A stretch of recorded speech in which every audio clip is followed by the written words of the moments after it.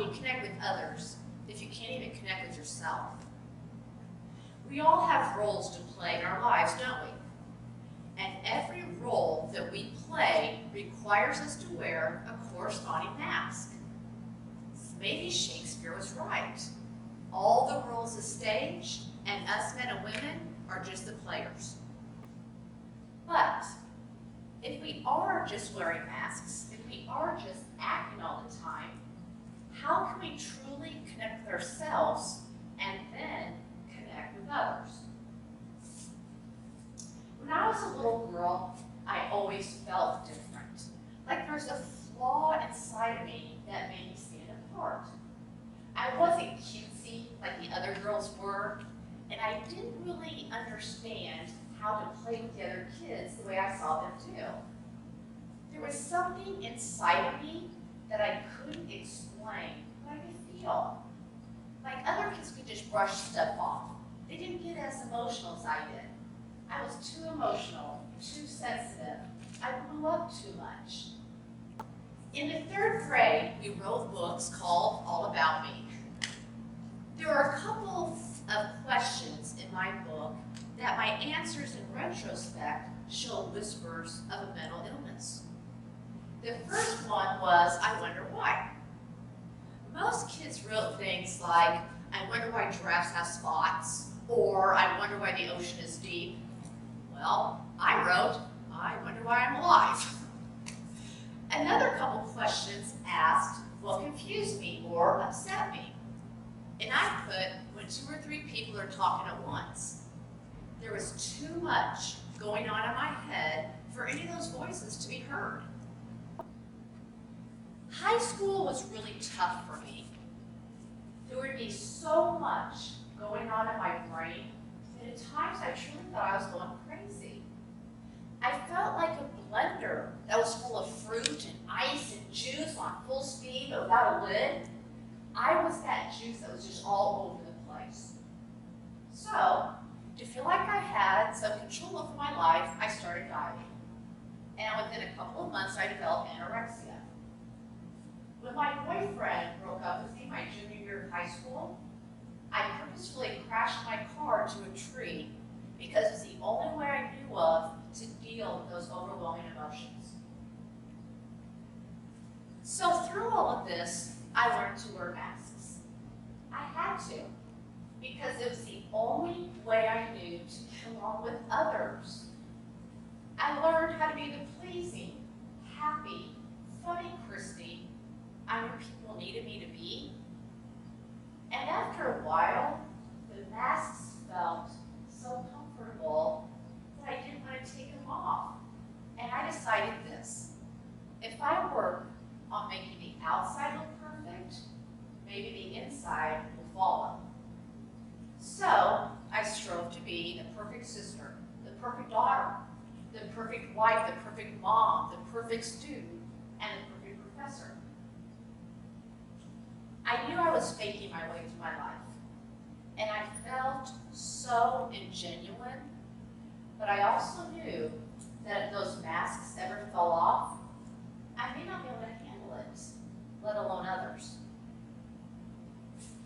Decades later, after my 3rd divorce, a few things happened. I still love my ex-husband, and I missed him terribly. My friend and mentor from Richland passed away, and I was involved in an abusive relationship. At the same time, my nephew was killed on the USS McCain. A man started harassing, stalking, and threatening me, for which I was being blamed, and I had surgery for precancerous cells. As you can imagine, that was a lot for me to handle. I broke down, and my masks fell away. I started cutting myself badly. I stopped eating, I stopped showering, and I attempted suicide. My mom was the one that helped me to go on day to day to day. But finally, after working with a couple of doctors and a counselor, I was diagnosed with bipolar disorder, and everything inside of me began to make sense.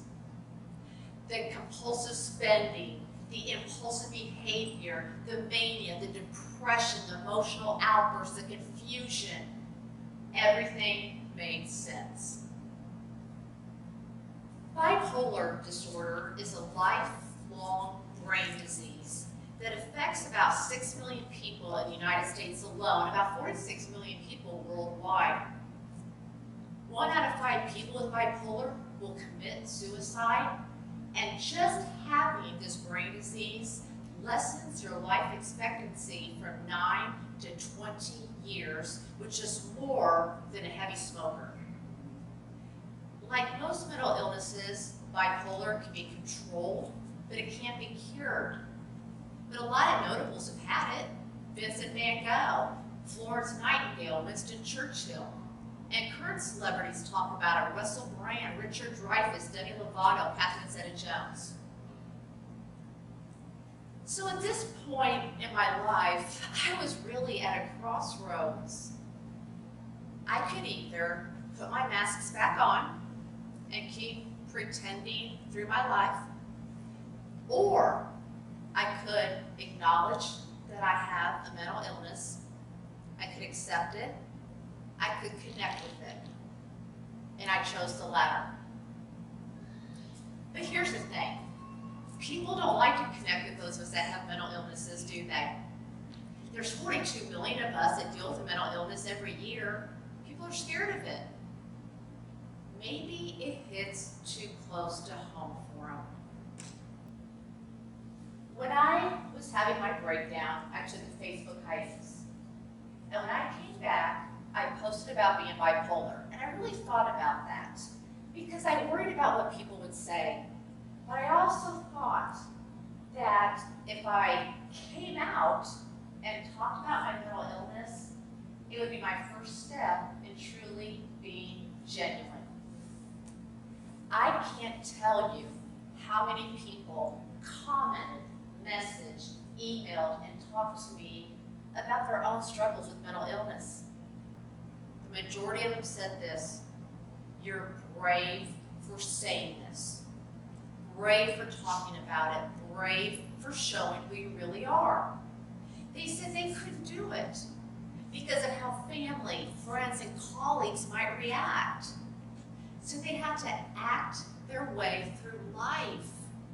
And that makes them feel shame for having something they can't control. Why is it that we have so much sympathy for people that have physical illness? And we should. People with diabetes, COPD, heart disease. They should get our sensitivity. They should get our sympathy. But think about what people do when they walk by a homeless person who's clearly mentally ill. They'll look away. They'll avoid eye contact. We don't want to see the vets that come back from the Middle East with PTSD. We just want to see the ones that are labeled heroes. When people talk to us about the depth of their depression or their anxiety, we get uncomfortable. We turn away. Don't the mentally ill who have these diseases deserve the same as those with a physical disease? You know, having the diagnosis of bipolar disorder, it freed me. It was the biggest relief in my life. And it's forced me to be the most authentic I've ever been in 52 years. I really struggle now to connect with all of us. When I walk by a homeless person, I look in the eye, I smile, I say hello, and I listen if they want to talk. I thank every vet I see for their service. And as somebody talks to me about their depression or their anxiety, I listen, I validate, and I don't just give platitudes. Here's the thing. I'm going to say something that most people can't say because of the stigma of mental health, but I think it's the healthiest thing we can say, and here it is. My name is Kristi Palmer. I'm mentally ill. I struggle with it every minute of every hour of every day. The compulsive spending, the impulsive decisions, the confusion, the mania, the depression, the emotional outbursts, the crying, the laughing, everything. I'm the whole package. But I'm a really cool person too. I'm more than my diagnosis. A lot more than it. So, ask me my story. Connect with me. Connect with other people like me. And I promise you'll be